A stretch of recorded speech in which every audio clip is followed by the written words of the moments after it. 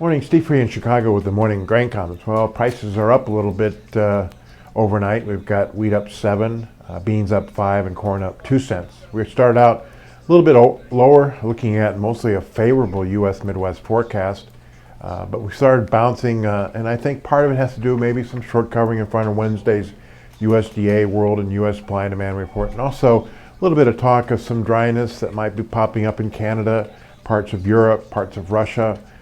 Maybe India, northern China, eventually down the road Australia, and then the wet weather that we're seeing in parts of the U.S. Midwest, and whether that's going to slow some of the completion of the plantings. Still, we look at the corn and bean crops rated about 70-75% good to excellent. That's historically rated high. We also have the winter wheat crop rated above a year ago, and spring wheat also rated above a year ago. So it's kind of a mixed bag. You almost feel like we've got the market stuck with July corn between $350 and $370, beans $920 to $960, and wheat $5 to $540. Not a lot of news to make it out of that trading range until we know more about the global supply. Other than that, inspections today should be on the relatively light side, except maybe in the corn.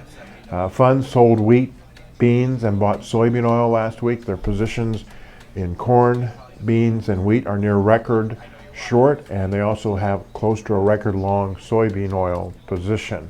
So for the most part, 6 to 10 day outlook, 8 to 14 day outlook, normal to above temps, and normal to precip. So except for the wet areas, that should be a favorable forecast. The jet stream is moving a little bit north. That should allow some dryness in the winter wheat areas to allow some harvest to begin. So anyway, we're higher, and we'll see how much bang that has on the upside into levels of resistance, and we'll see what the government says on Wednesday. As always, these are my thoughts and not those of ADM Investor Services, and have a safe and profitable trading day.